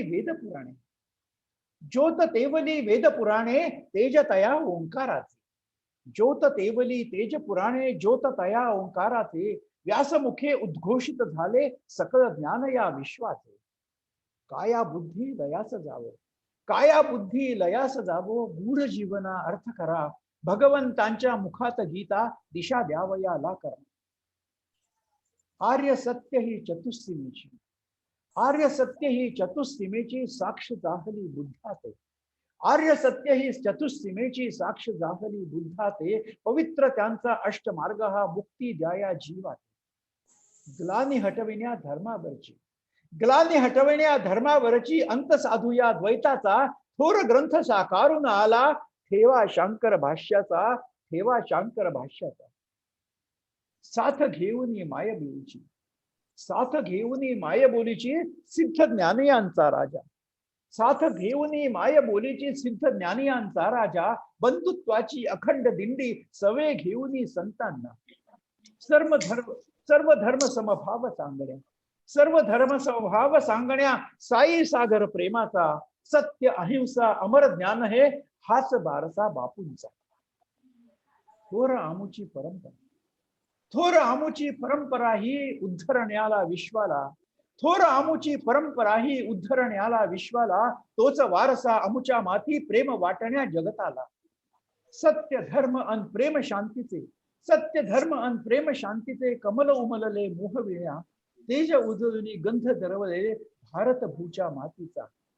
दीप उजळला अध्यात्माचा, मार्ग दाविण्या ज्ञानाचा, प्रभा फाकली साजलेली भारत रूपी मायेचा, भारत रूपी मायेचा, भारत रूपी मायेचा.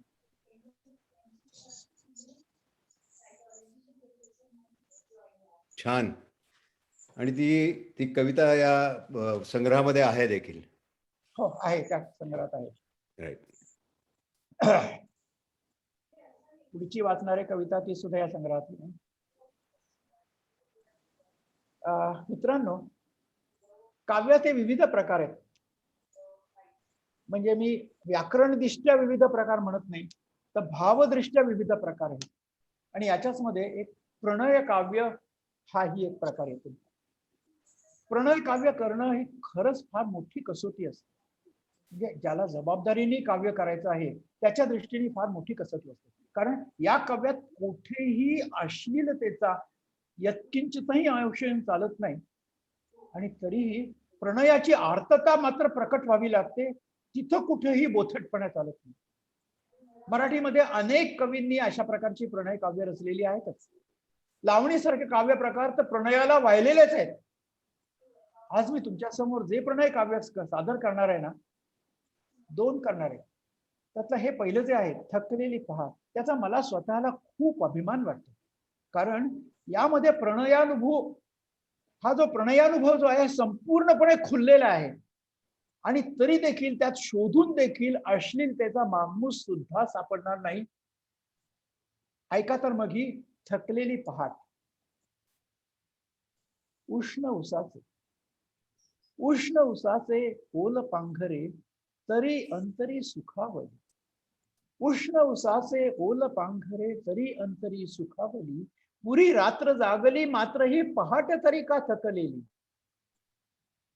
ज्योत निमाली झुळक विसावी, ज्योत निमाली झुळक विसावी, श्वास हो उनी दरवळली, ज्योत निमाली झुळक विसावी, श्वास हो उनी दरवळली, आर्त भावया आस जागली, ओल हो उनिया जगली, भाव भावया व्याकुळ होऊन, भाव भावया व्याकुळ होऊन, भावनेतून विसावली, पुरी रात्र जागली मात्र ती पहाट तरी का थकलेली.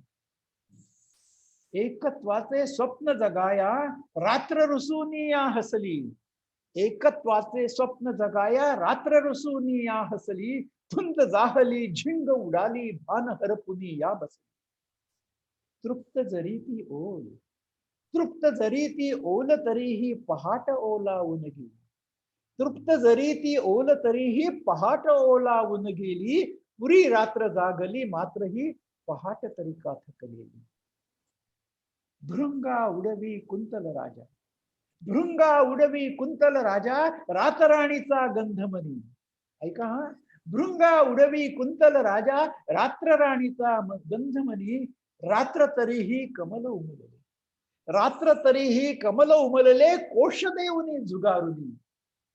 दवबिंदूंची अवीट गोळी, दवबिंदूंची अवीट गोळी, अंगांगातून मुसमुसली, पुरी रात्र जागली मात्र ही पहाट तरी का थकली. उष्ण उसाचे ओल पांघरे, उष्ण उसाचे ओल पांघरे, तरी अंतरी सुखावली, पुरी रात्र जागली मात्र ही, पहाट तरी का थकलेली, पहाट तरी का थकलेली. वाह, व्हेरी नाईस. छानच आहे. अप्रतिम सर, अप्रतिम.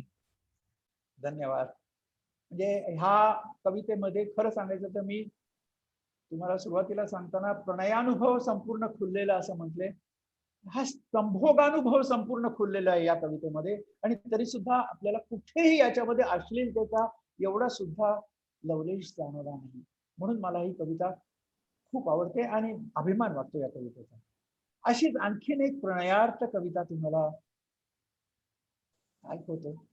प्रणयार्थ असलेल्या प्रियेची आर्तता ही या कवितेत सादर केलेली आहे. मी या कवितेमध्ये मी विविध प्रकारच्या रूपकांचा वापर केलेला आहे. रूपक हा माझा खूप आवडता अलंकार आहे, रूपक आणि विरोधाभास. तर रूपक याच्यामध्ये मी अनेक रूपक वापरलेली आहेत. तर ऐका, प्रणयार्थ प्रियेने आपल्या प्रियकराला केलेलं हे आवाहन आहे. काय आवाहन केले? मयूर पिसांचा चंदन मंचक, मयूर पिसांचा चंदन मंचक प्रणयातुर झाला, मयूर पिसांचा चंदन मंचक प्रणयातुर झाला, साध मन्मथा मदन शरांची येई शमवायाला, येई शमवायाला. धगधग त्या अंगान साहवी, धगधग त्या अंगान साहवी, तलम वस्त्र हलकी, हिरमुसली हो ऊन बैसली, फडताळी कंचुकी, फुलती कलिका आर्त जाहली, फुलती कलिका आर्त जाहली, भृंगा भोगायला, साध मन्मथा मदन शरांची येई शमवायला, येई शमवायला. ज्योत समयीची निरखून बघते, काय? ज्योत समयीची निरखून बघते अनवर त्या देहा, ज्योत समयीची निरखून बघते अनवर त्या देहा, प्रणय दग्धता भाजून काढी अवघ्या शयनगृहा. दवबिंदूंची आस लागली, दवबिंदूंची आस लागली, प्राशुनी ख्यायाला, साध मन्मथा मदन शरांची येई शमवायाला. गवसणीस सोडून बैसला, गवसणीस सोडून बैसला, तानपुरा मोकळा, गवसणीत सोडून बैसला, तानपुरा मोकळा, आहे केवळ ध्यास अंतरी, स्पर्श सुखाचा मला. काळ तिष्ठला, काळ तिष्ठला स्तब्ध होऊनी प्रणयाच्या साक्षीला, काळ तिष्ठला स्तब्ध होऊनी प्रणयाच्या साक्षीला, साध मन्मथा मदन शरांची येई शमवायाला. मयूर पिसांचा चंदन मंचक प्रणयातुर झाला, साध मन्मथा मदन शरांची येई शमवायाला, येई शमवायाला, येई शमवायाला. वाह, सुंदर. तर मित्रांनो, हा, छान छान. वयाची मित्रांनो, वयाची 75 उलटली तरी अजूनही होता होईल तितकं पुढे जायचा प्रयत्न चालूच आहे. जीवन ही सकारात्मक विचारांची शृंखला आहे. ही शृंखला अबाधित ठेवणं हे तर प्रत्येकाचं कर्तव्यच आहे. ही शृंखला अबाधित ठेवणं हे तर प्रत्येकाचं कर्तव्यच आहे. आपापल्या जीवनाप्रती परमेश्वराने वाहत ठेवलंय, तोपर्यंत वाहतच राहायला हवं, तुंबून राहता कामा नये. जीवन हे प्रवाही आहे आणि ते प्रवाहीच राहिलं पाहिजे. जाता जाता आता याच विचारांवरची माझी ही कविता तुम्हाला ऐकतो. वाहत मी राहीन, वाहत आलो, वाहत आहे, वाहत आलो, वाहत आहे, वाहत मी राहीन, कुठे थांबून आयुष्याला तुंबून ना ठेवीन. पाळण्याची या नंतर आपुला रांगत मी आलो, पाळण्याची या नंतर आपुला रांगत मी आलो, दोन पायांवरी चालून खंबीर होऊन जगलो. काठी घेऊन ताठ राहून चालत मी राहीन, वार्धक्य जरी जर्जर झाले कर्म करत राहीन. बालपणींचे कडे कपारी खळखळता तो झरा, बालपणींचे खडे कपारी खळखळता तो झरा, यव्वनातला संगम होऊन शांत जाहला खरा. अंत समयीला डोह जाहला, अंत समयीला डोह जाहला, तरी पुढे जाईन थेंब एकही निश्चल करून स्तब्ध न मी होईन.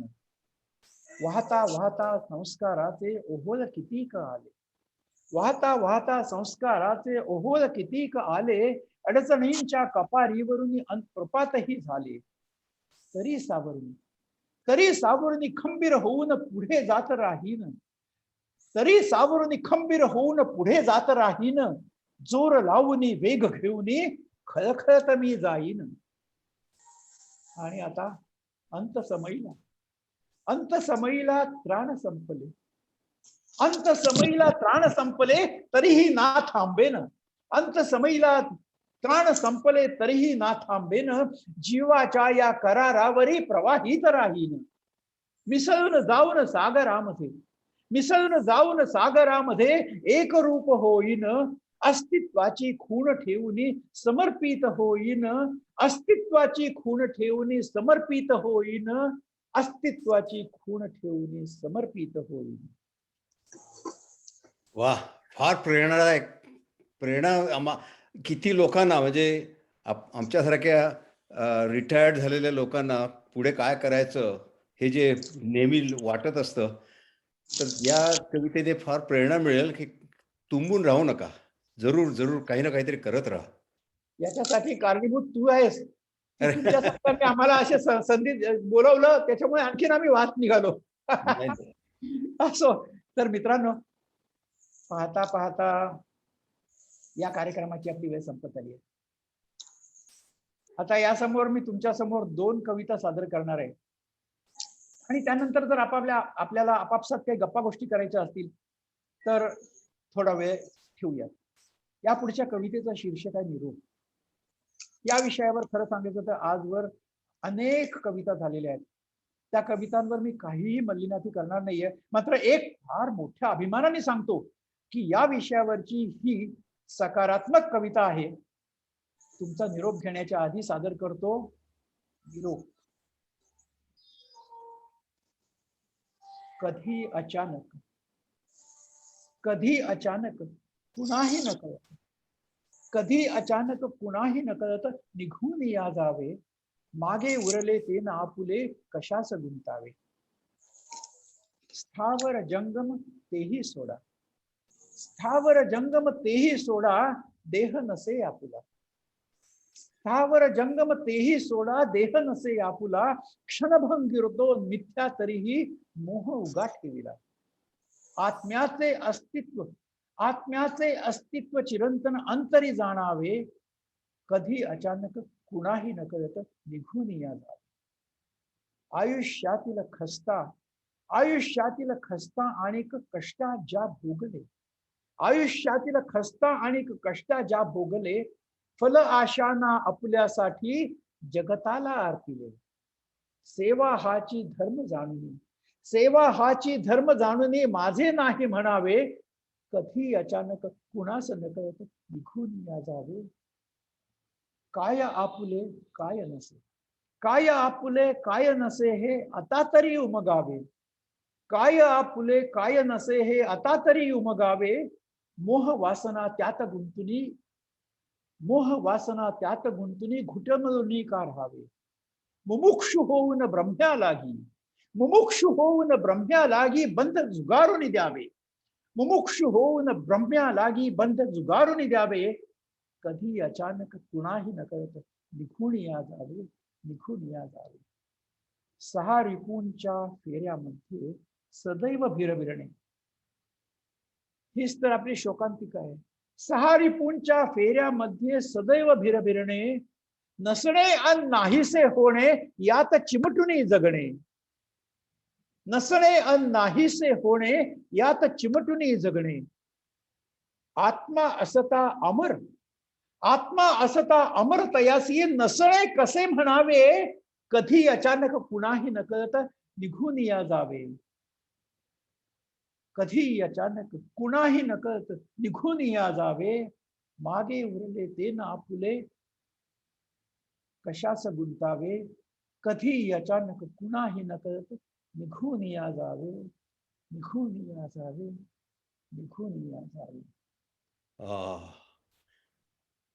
फार म्हणजे विचार करण्यासारखी कविता आहे. सुंदर, सुंदर. खरंच विचार करताय की बुवा काय किती तुम्ही अपरिग्रह म्हणतात ना, कसल्याही गोष्टीचा तुम्ही विचार करू नये. Just forget about everything. तर मंडळी, आपण आता डॉक्टर श्रोत्रींच्या विशाल साहित्य लेखनाची फक्त झलक बघितलेली आहे.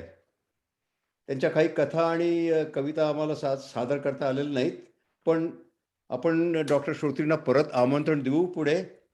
आणि ज्यांना जास्ती माहिती हवी असेल डॉक्टर श्रोत्रींच्याबद्दल, त्यांच्या लिखाणाबद्दल, तर you can go on Google आणि डॉक्टर श्रोत्रींचं नाव तुम्ही टाकल्याबरोबर तुम्हाला त्याचे गुगल प्लेवरती सगळ्या पुस्तकांची लिस्ट तुम्हाला दिसेल.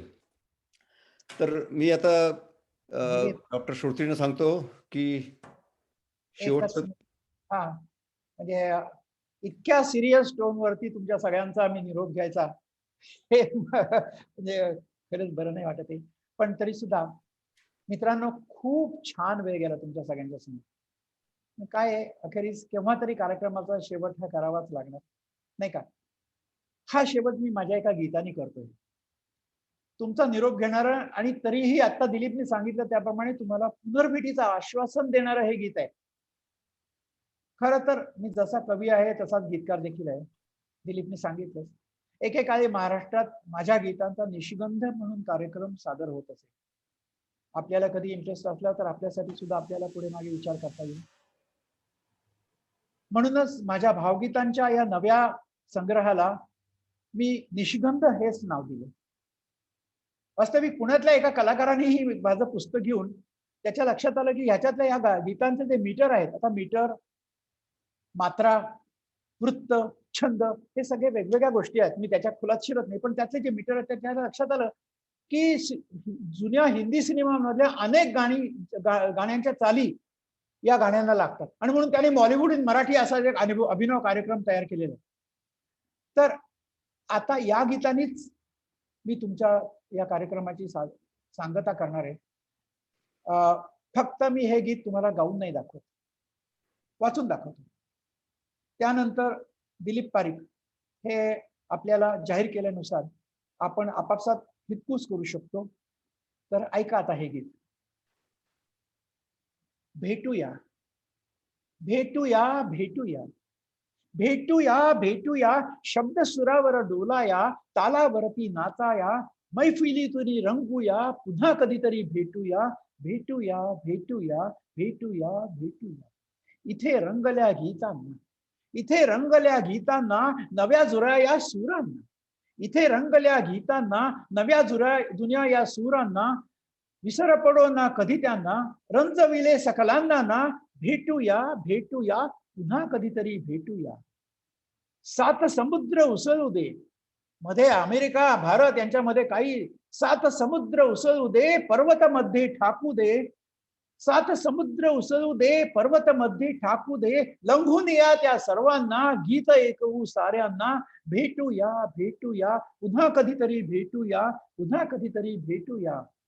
रोज भेटूया, रोज भेटूया स्वप्नात, रोज भेटूया स्वप्नात, भव्य रंग मंदिरात, रोज भेटूया स्वप्नात, भव्य रंग मंदिरात, नवनवीन या शब्दांना, पुन्हा गाऊ नवसुरांना, पुन्हा कधीतरी भेटूया भेटूया भेटूया, शब्द सुरावर डोलाया, तालावरती नाचाया, भेटूया भेटूया, आदिया ओरेवा सायो नारा, भेटूया भेटूया भेटूया भेटूया भेटूया भेटूया. वा. आणि तू हे सांगितलं नाहीस, हे गाणं ही कविता म्हणजे बॉलिवूडच्या सॉन्ग वरती आधारित आहे. म्हणजे त्या ट्यून मध्ये त्यांनी त्याच्या या म्हणजे मी माझी ही कविता लिहून त्यांना दिली, त्यांनी त्याला एका हिंदी सिनेमातल्या एका गाण्यावरती चाल दिली. बसवलं. ते गाणं तुम्हाला कुठलं हवं असेल तर भेटूया भेटूया शब्द सुरावर डोलाया तालावरती नाचाया मैफिलीतून रंगूया भेटूया भेटूया पुन्हा कधीतरी भेटूया. हा, ते सायनारा सायनारा. अरे फार छान फार छान. त्या त्या गीतांचा असा बॉलिवूड इन मराठी गीतांचा एक कार्यक्रम आपण करायचा इथे. बघूया आता कसं काय जमतंय आणि तो जरूर करूया आपण इथे. हो हो हो. तर मी आता काय करतो, सगळे मायक्रोफोन आणि हे ऑन करतो. सगळ्यांनी आपले मायक्रोफोन व्हिडिओ ऑन करायला हरकत नाही. त्याच्या आधी हा. मी तुम्हा सर्व प्रेक्षकांचे आणि कॅलेडोस्कोप आणि रजनी जोगळेकरांचे फार आभार मानतो. त्याचप्रमाणे या कार्यक्रमाचं पोस्टर गिरीश परब यांनी बनवलंय, तर त्यांचा मी फार आभारी आहे. तर आता तुम्हाला काही प्रश्न असतील ते आपण किंवा कॉमेंट्स आपण हे करूया. प्रश्न म्हणजे काय, मी काय कुठे शिक्षण वगैरे केलं नाही कोणाचं, परंतु जर का गप्पा मारायच्या असतील किंवा की बाबा दिलीपने सुरुवातीला सांगितलं की मी नंतर एक प्रश्न विचारणार आहे त्याला. Go ahead Dilip. निशी मला प्रश्न एक आहे हा, हो की आज तुझे प्रेझेंटेशन केलंस हो. ते कुठल्या तुझ्या पुस्तकांमध्ये आलेलं आहे ते जर आम्हाला कळवलंस तर मग हो. लोकांना त्याप्रमाणे ऑर्डर करता येतील पुस्तकं दिलीप कडनं. सांगतो मी. एक म्हणजे पहिल्यांदा कथेविषयी सांगतो की कथा जी केली ही कथा ब्रह्मास्त्र हे माझा कथासंग्रह आहे. एकंदर माझे 3-4 कथासंग्रह आहेत, पण त्यातल्या ब्रह्मास्त्र या कथासंग्रहामधली मी ही कथा सादर केली. आणि गीत जी म्हणजे गीत म्हणून जी सादर केली किंवा भावगीत म्हणून जी सादर केली ही माझ्या निशिगंध या काव्यसंग्रहामधली, जी दिलीपने मगाशी 2-3 वेळेला सांगितली. माझ्या ज्या मुक्तछंदातल्या कविता होत्या त्या माझा मनाची पिल्ल हा काव्यसंग्रह आहे आणि शब्दांची वादळ हा काव्यसंग्रह आहे. या 2 मला सादर केलेल्या आहेत. पण आता म्हणजे सुदैवाने म्हणायचं का दुर्दैवाने म्हणायचं मला माहित नाही, पण ते दोन्ही काव्यसंग्रह आउट ऑफ प्रिंट आहेत. ते आता तुला PDF पाठवायला लागतील लोकांना हवे असले तर. नाही, पण हा तेच सांगतो की ते दोन्ही संग्रह जरी आउट ऑफ प्रिंट असले तरी सुद्धा ते ऑनलाईन उपलब्ध आहेत. त्याच्यासाठी तुम्ही गुगलमध्ये गेल्यानंतर गुगलमध्ये जाऊन माझं नाव टाकलं गुगल बुक्समध्ये माझं नाव टाकलं तर सगळी यादी मिळते आणि त्याच्यामध्ये ही शब्दांची वादळ आणि मनाची पिल्ल ही दोन्ही पुस्तकं त्याच्यामध्ये आहेत. ती तुम्ही केव्हाही घेऊन वाचू शकता. निशिकांत, हे कथा ज्या आता तू एक कथा सांगितली ती कुठल्या पुस्तकात आहे, कुठल्या पुस्तकात आहे? ब्रह्मास्त्र या पुस्तकात कथा आहे. ती कथा आहे दारोडा. अच्छा. हो, दारोडा. हा, ब्रह्मास्त्र या पुस्तकात. आणि बघतो आणि काही कॉमेंट्स आहेत. नाही, तोच एक मेन प्रश्न होता. कॉमेंट्स छान सकारात्मक